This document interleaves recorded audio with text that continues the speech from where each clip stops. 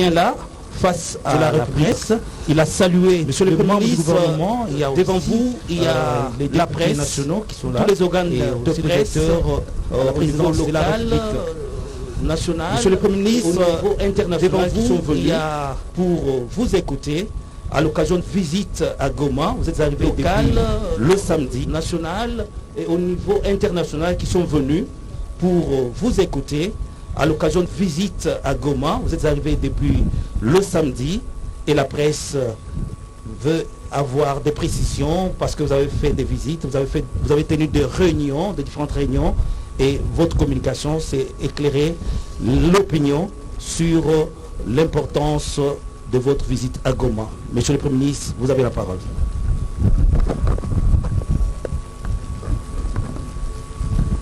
Oui, merci Marcel.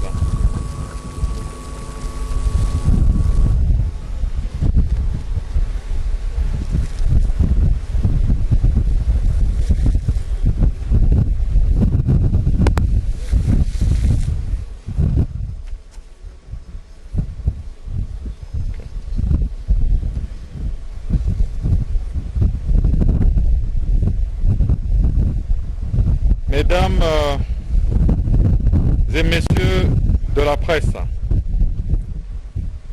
me voici au terme de mon séjour très productif et instructif dans cette belle ville de Goma. L'éruption du 22 mai dernier est un événement qui nous a beaucoup affecté et pour lequel, dès ce soir-là, toute la nation a été affligée. Je suis donc venu ici pour porter un message de soutien et de réconfort de son Excellence, Monsieur le Président de la République, à toute la population du Nord Kivu, et aussi porter un message de condoléances à toutes les familles éprouvées. Je suis venu avec une importante délégation du gouvernement, à la suite de celle qui est arrivée au lendemain de l'éruption. Non plus seulement pour continuer l'évaluation, mais surtout pour apporter des solutions aux divers problèmes que cette éruption a soulevés.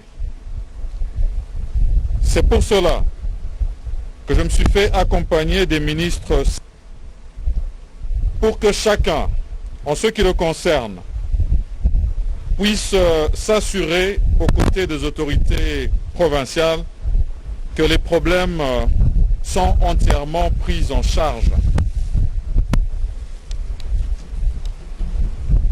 Je voudrais aussi saluer la réactivité des autorités militaires et policières qui, en plus du défi sécuritaire, ont promptement réagi à ce défi que la nature nous a imposé. L'implication et l'accompagnement des acteurs humanitaires ont été très précieux pour la République démocratique du Congo et la ville de Goma en particulier. Mesdames et messieurs de la presse, 2 semaines après, la situation au plan sismique a positivement évolué. Et elle nous permet aujourd'hui d'envisager l'avenir avec moins d'inquiétude, même si la vigilance doit rester de mise. Depuis la survenance de l'éruption, seules les données des scientifiques nous ont guidés. Je voudrais ici saluer l'action de nos experts, de l'Observatoire volcanologique de Goma, qui veille nuit et jour pour éclairer nos décisions. Cela étant dit, je tiens donc à vous rassurer que votre gouvernement va tirer toutes les conséquences de cette épreuve. Dès mon arrivée, j'ai tenu à rencontrer tous ceux qui gèrent sans relâche cette crise multiforme de l'éruption. Du point de départ à l'OVG, au point de chute de la mission à l'hôpital provincial du Nord Kivu, j'ai rencontré des personnes motivées qui ont pu me faire dans les détails l'état de la situation pour apporter les solutions qui sont attendues. J'ai été particulièrement ému de voir une mère retrouver sa fille après plus de 2 semaines de séparation. Sur les axes Rutshuru et Sake, j'ai entendu des voix d'hommes et de femmes qui veulent retrouver leur logement et reprendre leur activité quotidienne. Et surtout celle des enfants qui réclament de retourner à l'école. J'ai compris leurs peines. Elles sont les nôtres et la préoccupation majeure du gouvernement. Prenons la mesure de la situation.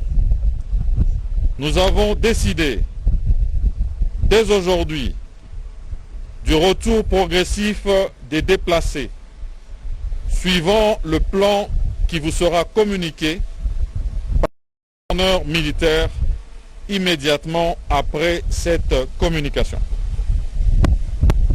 Mesdames et messieurs de la presse, dans ma suite, le ministre d'État en charge de l'aménagement du territoire se chargera de trouver un site qui puisse héberger les personnes qui ont perdu leur domicile.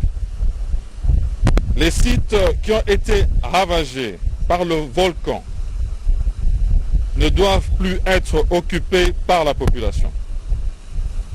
Nous devons tirer les leçons de l'éruption de 2002 et celle de 2021 pour que plus jamais nos populations ne soient si proches du danger. Le ministre d'État en charge du budget veillera de manière étroite avec la Fédération des entreprises du Congo, FEC, pour prendre des mesures économiques qui permettront de soutenir le petit commerce et les opérateurs économiques dont les activités ont été impactées par cette éruption. Le ministre de la Santé publique, Hygiène et Prévention se chargera de continuer à poursuivre la situation sanitaire des déplacés tout au long du processus de leur retour. Et il nous a été présenté quant à ce, le dépôt de l'association régionale d'approvisionnement en médicaments essentiels pour voir les produits pharmaceutiques devant couvrir les soins médicaux pendant cette période.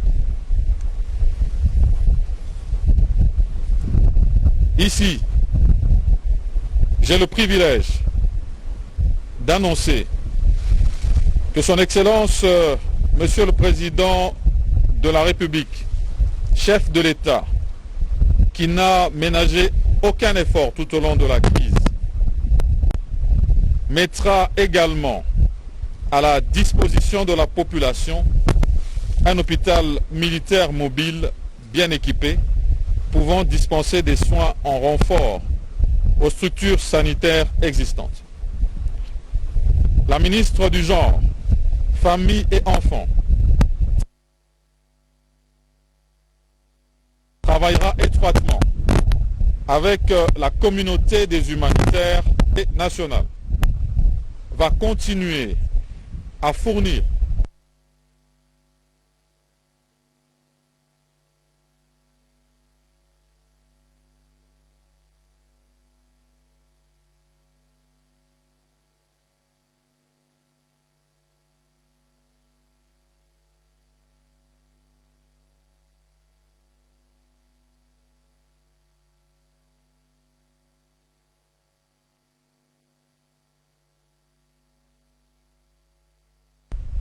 et à canaliser humanitaire aux populations auront besoin.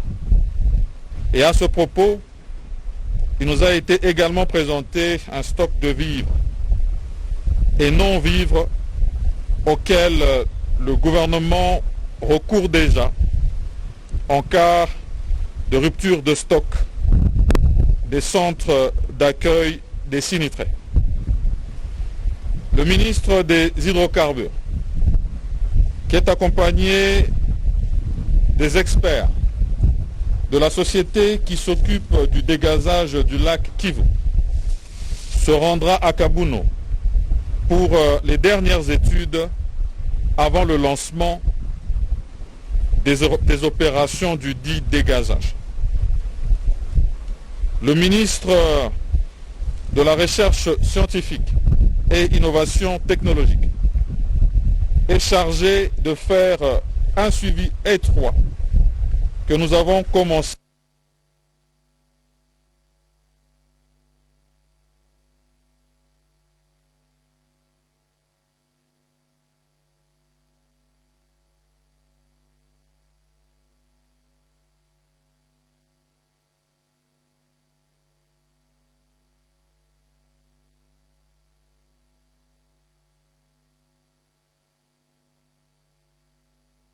Le ministre des Ressources hydrauliques et électricité devra poursuivre le travail entamé pour que Goma soit de nouveau desservi d'électricité de manière optimale.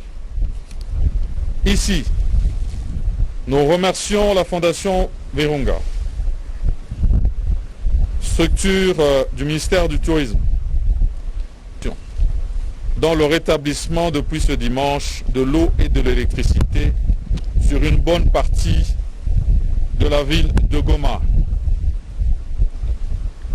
Le ministre des Transports continuera à assurer le monitoring de la praticabilité de l'aéroport de Goma pour s'assurer de la sécurité des aéronefs, notamment les humanitaires, ainsi que de toutes les voies d'accès à la ville de Goma.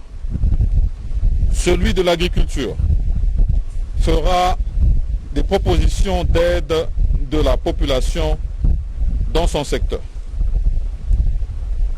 Mesdames et messieurs de la presse, l'autre point majeur de ma visite ici était l'évaluation de l'état de siège.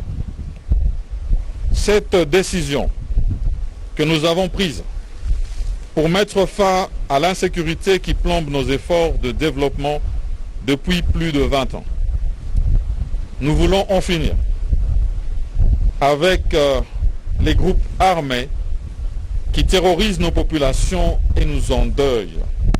Le gouverneur militaire m'a fait le point du déroulement des opérations. À ce stade, au regard des premiers résultats engrangés, nous restons optimistes. Nous avons enregistré des redditions des miliciens depuis la déclaration de l'état de siège. Et mon gouvernement va mettre en œuvre très rapidement le processus de DDR-CS qui permettra de réintégrer ceux qui auront choisi de déposer les armes. Je voudrais ici réitérer mon appel à la reddition de tous nos compatriotes qui restent dans ces groupes armés. La barbarie continue des groupes armés qui touchent à nos populations nous motive davantage dans l'action contre eux. Le ministre de la Défense nationale, à la suite des efforts du gouvernement, suivra de près et continuera à le faire le déploiement de l'état de siège, les opérations en cours qui se poursuivent dans la région de Béni et en Ituri. Un état de lieu préalable nous permettra de nous rendre sur place pour apporter le réconfort de nos compatriotes. Ainsi que vous venez de le suivre, vous avez constaté que le gouvernement n'entend négliger aucun détail, ni lésiner sur les moyens, pour à la fois assurer le retour des déplacés, leur garantir l'accès aux soins, à la nourriture et surtout à la sécurité et à la paix. Je repars à Kinshasa en gardant un œil vigilant sur ce qui se passe ici. Je reste convaincu que nos compatriotes du Nord Kivu, qui ont toujours fait preuve de résilience, vont très vite reprendre leur rythme de vie habituel.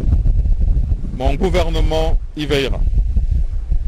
Je ne saurais terminer mon propos sans vous rappeler la nécessité de l'observance stricte des gestes barrières pour lutter contre la propagation de la Covid-19.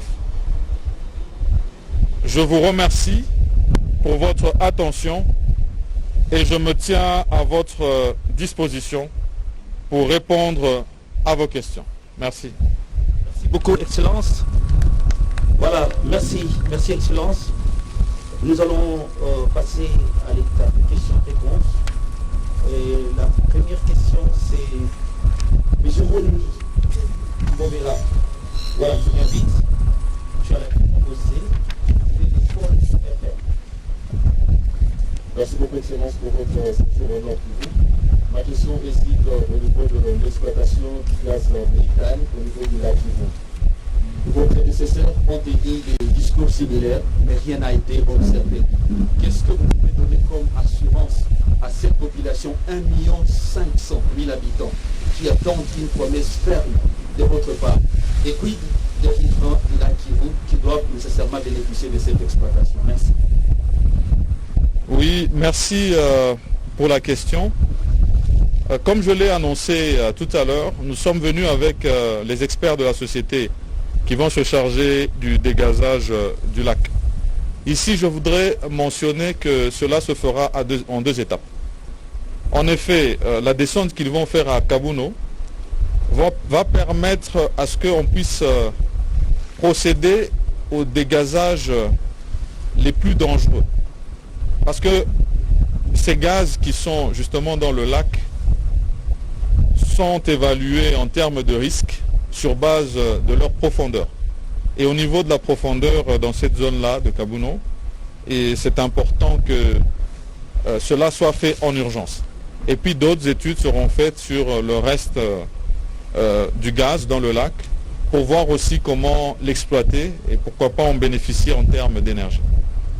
Nous allons nous assurer cette fois-ci que ce travail soit fait. Les experts et le ministre des Hydrocarbures pourront vous fournir plus de détails pendant qu'ils seront ici en séjour parce qu'ils vont rester derrière moi pour poursuivre ce travail. Merci. Voilà, nous avons la deuxième question. RFI.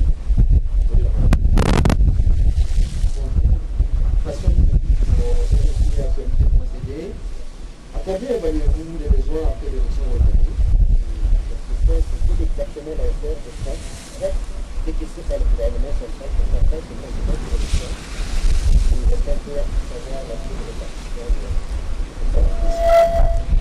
Voilà. Au niveau des besoins urgents, le ministère des Affaires humanitaires et sociales, qui est le point focal qui est chargé de ces questions, et d'ailleurs en coordination avec les humanitaires, nous ont fait une évaluation de 16 milliards de francs congolais qui doivent être décaissés progressivement. Principalement sur l'axe d'abord de l'alimentation des déplacés et leur prise en charge une fois qu'ils seront de retour ici, mais surtout qui couvre aussi les besoins d'assistance de transport, parce qu'il faudra que nous puissions les assister selon l'ordre qui sera donné par le gouverneur militaire dans le cadre du retour de ces déplacés ici dans la ville de Goma, mais aussi sur l'axe sanitaire. Parce que de ce côté-là aussi, nous devons lutter contre toute forme de pandémie ou de maladie à risque, telles que le choléra et la tuberculose.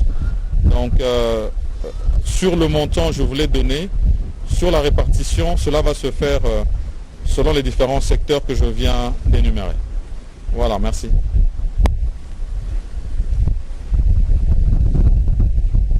Alors, je voudrais peut-être compléter en disant que... Je voudrais peut-être compléter en disant que les évaluations vont se poursuivre parce que nous comptons assister les populations, surtout celles qui ont perdu leurs habitations, dans la reconstruction de leur logis. Et de ce côté-là, nous allons mettre à contribution le génie civil militaire et donc des travaux d'évaluation continuent à se faire quant à ceux. Ici, je n'ai parlé que des premiers besoins d'urgence. Merci. Monsieur le Premier ministre, dans cette période de la crise liée à la pandémie de la sécurité de ce Covid, quand il y a des questions sur l'activité dont la plupart par exemple, les tests de Covid du côté congolais se fait à partir de la et les résultats de Covid ventilateurs par la fédération. Du côté rwandais, le même test de Covid se fait à 5 dollars pour la visite d'un mois et les résultats interviennent du 15 minutes à 14 heures. La question que je voudrais ministre de savoir, qu'est-ce que vous comptez faire pour aider cette population à ce moment de Covid qui ne se retrouve pas? Voilà, merci pour la question. Effectivement, la problématique de la pandémie Covid-19 est une question qui préoccupe non seulement le chef de l'État, mais aussi tout le gouvernement de la République qui est mobilisé pour s'assurer que tout le pays puisse faire face à ce fléau qui l'atteint. Et de ce côté-là, le ministre de la Santé est intervenu la semaine passée pour annoncer la montée au niveau des résultats des tests positifs des cas de Covid-19. Et donc nous pensons que nous entamons la 3e vague et que par rapport à ça, il y a des mesures qui doivent être prises. D'abord, nous devons absolument renforcer les mesures barrières et peut-être qu'on ira plus loin pour s'assurer que cette pandémie ne se propage pas davantage et à une vitesse exponentielle. Et il faut aussi tenir compte justement des différents variants qui se sont développés. Les premiers d'abord ceux du Royaume-Uni et puis par la suite le variant du Brésil et récemment celui de l'Inde. Et donc nous sommes regardants vis-à-vis de nos postes frontaliers quant aux tests qui doivent être faits pour toutes les personnes qui regagnent le pays, soit les nationaux ou les étrangers. Et à ce niveau, nous avons eu des échanges avec la task force justement de lutte contre le Covid-19 et nous avons levé l'option de procéder aussi désormais, cela va être annoncé dans les jours qui suivent, à des tests rapides pour toute personne qui devra franchir nos postes frontaliers, qui pourront permettre justement d'avoir des résultats après 15 minutes et nous proposons que ces tests soient gratuits. Je peux déjà l'annoncer ici, comme ça nous allons nous prémunir et ça sera beaucoup plus le gouvernement qui va prendre ça en charge. En ce qui concerne l'accès à l'INRB, nous avons pris bonne note. Nous allons nous assurer que cet accès soit davantage accentué ici dans la ville de Goma. Merci. Je suis Marie-Noël.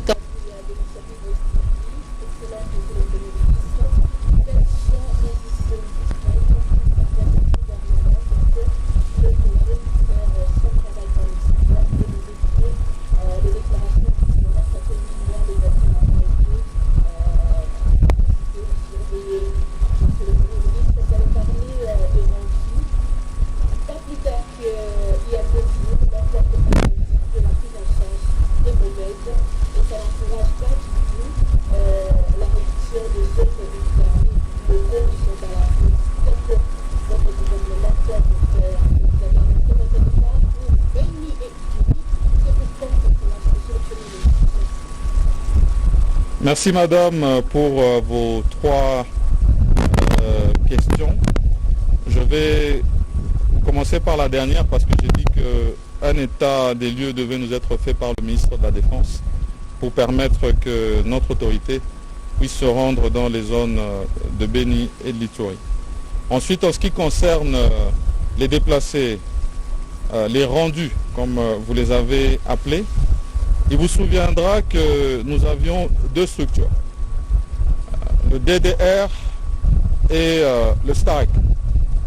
Ces deux structures qui ont évolué de manière parallèle n'ont pas fourni au moment attendu des résultats tels qu'on aurait voulu les avoir. C'est comme ça que dans le programme du gouvernement qui a été annoncé, nous avons décidé de la fusion de ces deux structures. Qui désormais sera appelée DDR-CS. Et c'est une structure qui doit être mise en place par des actes juridiques réguliers. Nous en avons discuté au gouvernement lors des deux derniers conseils de ministres et je peux vous assurer que cela sera finalisé au courant de la semaine que nous venons de commencer, ce qui va permettre d'opérationnaliser cette question de manière efficace. Donc ici, dès que cette structure sera en place, vous constaterez vous-même les résultats sur terrain. Nous avons pris déjà contact avec le général qui gère cette question. Il a un comité qui est ici, avec lequel nous avons discuté. Nous allons continuer à le faire après ce point de presse pour que nous voyions comment est-ce qu'on puisse prendre des dispositions efficaces. Donc, en ce qui concerne l'OVG, vous aviez suivi déjà que le ministre de la Recherche scientifique, lors de la mission qui était venue, la mission gouvernementale qui était venue faire l'état des lieux, au lendemain du 22, après l'éruption volcanique, était venu avec des moyens importants pour s'assurer d'abord qu'il y ait une prise en charge justement de cette structure. Et par la suite, nous nous sommes assurés que le matériel qui était déjà acheminé et qui était sous douane ici soit immédiatement mis à profit de l'OVG. Et dans mon propos, j'ai dit que là, plus rien ne serait comme avant. Jugez-moi sur le temps. Merci.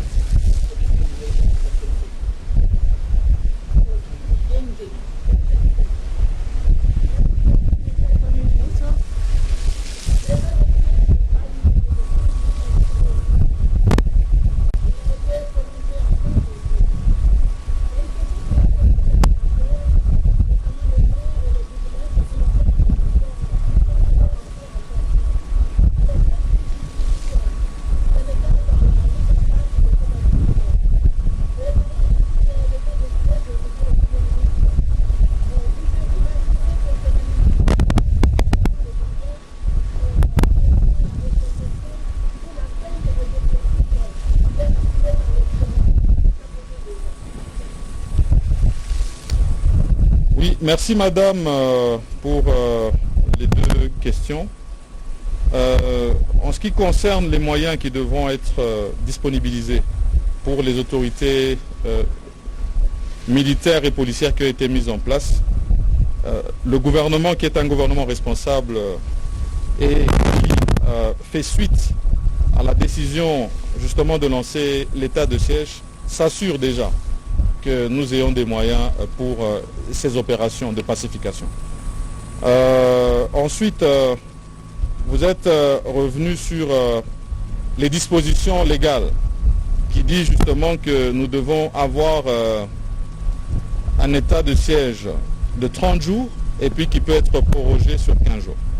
La prorogation s'est faite il y a 2 jours au niveau de l'Assemblée nationale et du Sénat. Et donc 15 jours ont été rajoutés. Mais vous savez, la paix n'a pas de prix. Et nous mettrons tous les efforts sur la période qui sera demandée pour que nous puissions arriver à la pacification de cette zone. Et le chef de l'État l'a mentionné lors de la rencontre qu'il a eue avec les honorables sénateurs.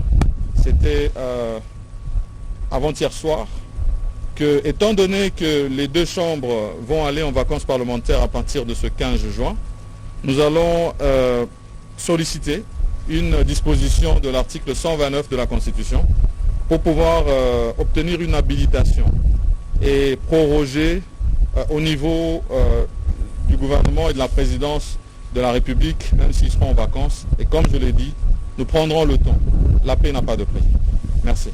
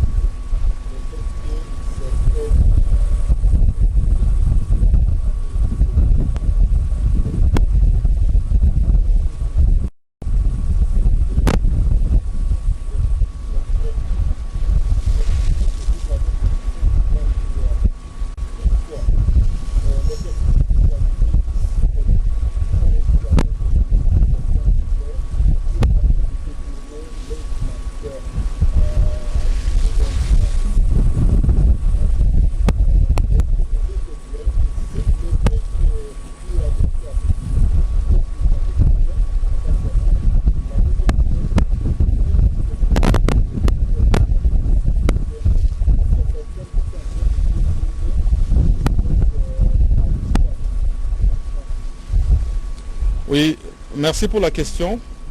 Effectivement, hier, nous nous sommes rendus sur site, là où se trouvent les déplacés, et notamment à Munigi et à Sake.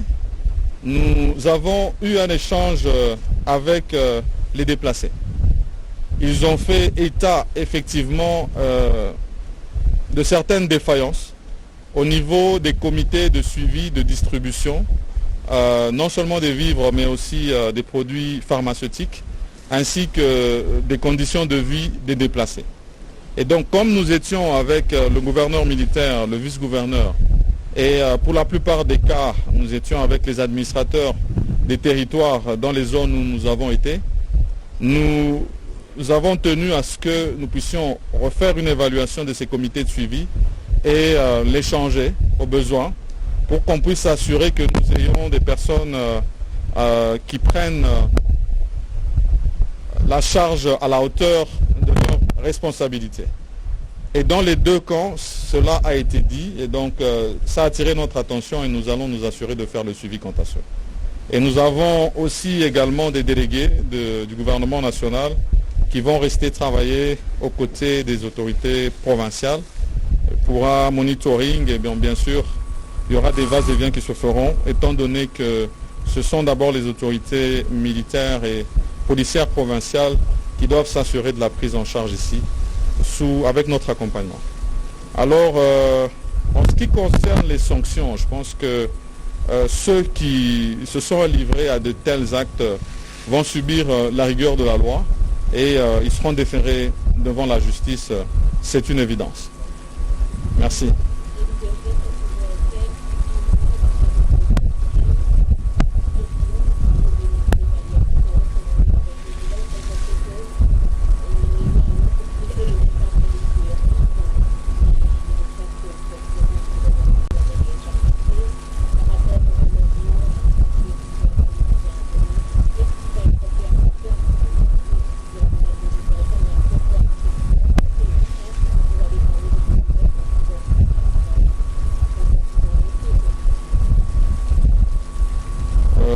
voilà, le bilan, parce que vous nous l'avez demandé, et j'ai dit que jusque-là, ça nous donnait des raisons de rester optimistes. Et les opérations militaires qui ont débuté ont acculé les forces négatives. Et généralement, lorsque ces forces se sont acculées, elles se rétractent dans des coins précis. Et là où elles se rétractent, on assiste à un peu plus de sévices. Ce sont des situations que nous déplorons et nous regrettons profondément. Et ici, je dois parler particulièrement de la situation qui est survenue la nuit du 30 au 31 mai, précisément à Boga, où nous avons connu le plus grand nombre de morts depuis le début de ces opérations. Et nous allons continuer à les acculer, ces forces négatives, et les retrancher le plus possible, de manière à ce qu'elles soient neutralisées. Mais nous avons vraiment ce souci de faire un suivi, surtout dans les villages qui sont en proie à plus de violence. Et ici, je dois aussi faire un appel patriotique à toutes les personnes qui sont justement dans ces zones visées, à ne pas céder à la manipulation. Car la guerre à laquelle nous faisons face est une guerre asymétrique. Et récemment, nous nous sommes rendus compte qu'on veut y mêler certains conflits tribalo ethniques. Et c'est déloyal. Nous insistons que chacun de nos compatriotes sache qu'il fait partie de la République démocratique du Congo. Nous faisons tous un et que l'on ne doit pas céder à ces messages de division. Donc je tenais à apporter cette précision quant aux opérations qui sont menées sur terrain. Si vous pouvez me rappeler la deuxième question, madame. Du territoire, qu'est-ce qui va être fait pour reloger cela? Voilà. Alors, en ce qui concerne le programme qui sera donné, parce que je préfère que le communiqué soit suivi attentivement après ce point de presse, on indiquera d'abord un chronogramme selon les différents axes où se trouvent les déplacés, notamment l'axe Sake-Goma, Nyiragongo-Goma, Rutshuru-Goma, Bukavu-Minova-Goma, Beni-Butembo-Goma, et ainsi que les déplacés qui sont au Rwanda. Parce qu'il y a aussi des échanges à faire avec les autorités locales là-bas, quant au retour des déplacés qui se trouvent sur leur territoire. Et dans ce chronogramme, nous allons nous assurer que d'abord nous puissions avoir les personnes qui ont leurs abris intacts, et ceux qui ne l'ont pas, nous allons progressivement faire venir du matériel, et j'ai parlé du génie civil, qui va d'abord les accueillir de manière provisoire, et puis nous allons aller sur l'assistance pour des constructions en matériaux un peu plus durables pouvant permettre leurs abris. Voilà ce que je peux répondre. Merci. La rentrée scolaire, c'est quoi? Oui, la rentrée scolaire, ici, je vais rappeler, et d'ailleurs je vais aussi les remercier, parce qu'ils ont fait un très grand travail jusque-là, à côté de l'OVG. Il s'agit de la protection civile. Et donc toutes ces discussions se font avec tous les organes concernés, de manière à ce qu'on puisse annoncer une reprise des cours en toute responsabilité. Mais là aussi, dans le communiqué qui sera annoncé, on donnera la date précise. Excellence, la dernière question sera posée par Prosper Malevika de la Voix de l'Amérique. Mheshimiwa Waziri, jina langu naitwa Prosper Malevika kutoka Sauti ya Amerika, inayorusha matangazo yake kutoka Washington. Mheshimiwa Waziri Mkuu wa Jamhuri ya Kidemokrasia ya Kongo, mipango gani muhimu inayo serikali kuhudumisha amani na usalama kote Jamhuri ya Kidemokrasia ya Kongo ili wananchi wa Ituri, Kivu Kaskazini, Tanganyika na sehemu moja ya Katanga la zamani waishi kama vile wanaoishi katika mji wa Kinshasa? Swala la pili, ni hatua gani serikali imechukua ili wakazi wa Goma, Nyiragongo waliokimbia matope ya moto wa volcano waweze kurudi na kuendelea na kazi zao za kawaida? Asante. Asante sana. Kwa question ya kwanza tajibia kwa kufuatana na insécurité kuile mafazi ulitaya, kwanza Ituri, Nord Kivu, Sud Kivu, Manyema, na Grand Katanga. Ile mafazi tulideside kwanza kuattaquer par rapport à ma force négative, notamment il y a ADF Nalu, juu ya kukombanisha mambo ya terrorisme, tuliandike état de siège. Maina kusema ke mwile mazone ingine ya Sud Kivu, Maniema na Grand Katanga, particulièrement ku Tanganyika, hakuna mafazi maoperation ile makazi na maoperation kunafantika njoo kukombanisha mambo ya insécurité. Na tutadeside kama kutakuwa besoin na po ile mafashi tuweke état de siège, mais ile itakuwa décision ile tutabeba en concertation na présidence ya République yetu. Mais à ce stade tukuna continuer ma opération yetu muile mazone. Kuangalia kumambo ya éruption volcanique ya Nyiragongo, sa vile mulitufata tulikuya pa Goma njoo kuangalia d'abord mambo ya sécurité, mais surtout mambo ya éruption volcanique ya Goma. Njoo kuangalia mambo ya ba déplacer, prise en charge yabo.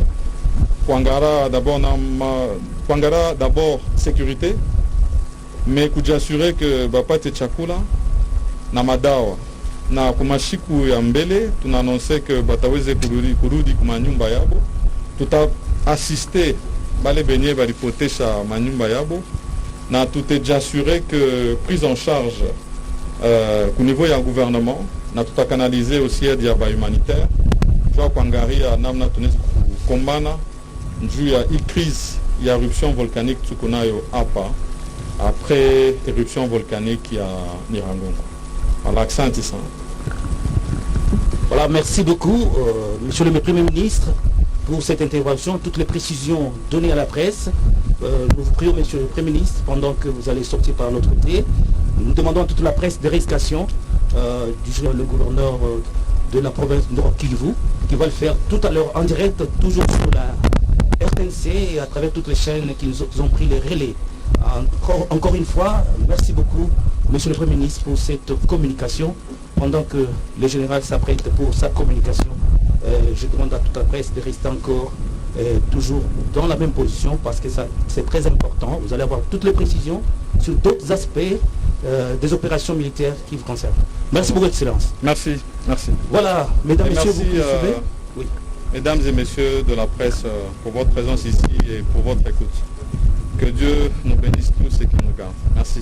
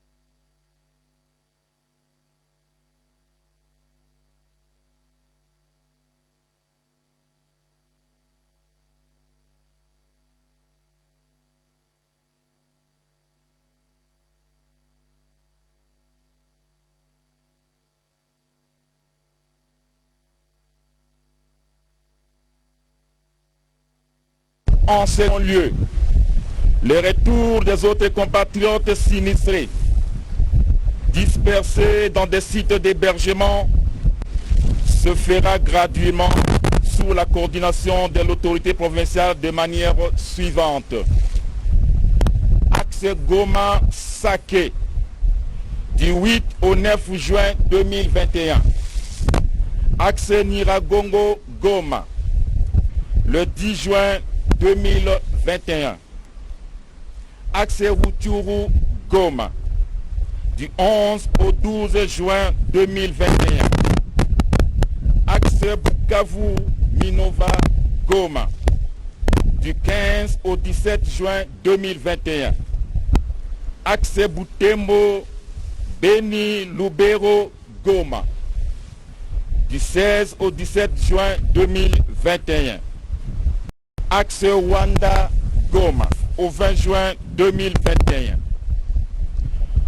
Au regard de l'évolution positive de la situation, j'autorise également la reprise des activités administratives, commerciales, économiques et socio-culturelles. L'ouverture des écoles sera effective à la fin de l'évaluation des dégâts. Il sera question de constater si les infrastructures scolaires sont endommagées après les secousses et les tremblements de terre. Les écoles ouvriront leurs portes le 14 juin prochain, suivant la décision commune de toutes les parties prenantes.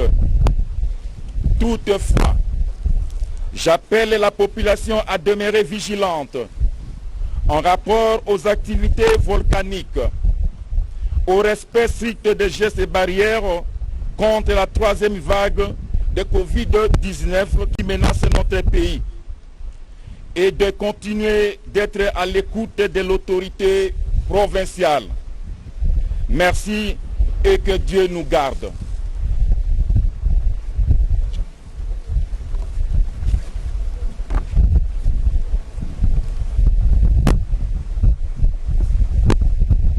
Une journée intense, les activités intenses à partir de Goma. La radio-télévision nationale a eu le plaisir de vous proposer en direct cette importante conférence de presse tenue par le Premier ministre Jean-Michel Sama Lukonde de l'éruption volcanique avec ses effets néfastes collatéraux, la santé, l'éducation, la Covid-19 et l'état de siège avec les différents groupes armés qui opèrent dans les territoires de la province du Nord Kivu. Le Premier ministre n'a épargné aucun secteur, non seulement que dans son exposé des motifs, il a donné tous les éléments, les informations mieux, les activités déployées par la délégation gouvernementale, mais il a également eu l'occasion de répondre, de se livrer à ce jeu de questions-réponses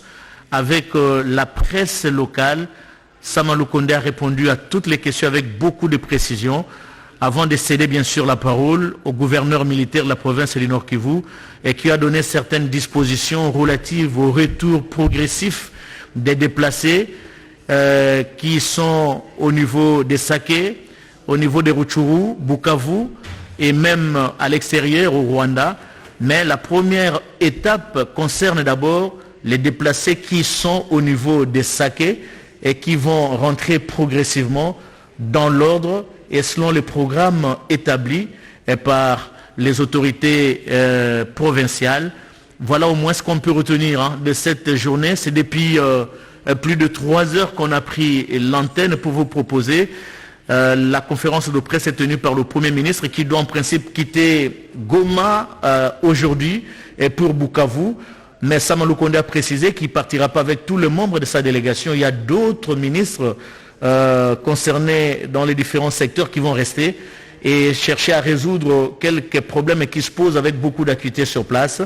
Mais lui, il va se déplacer pour Bukavu. Les ministres et quelques ministres vont rester afin de suivre la situation de très près.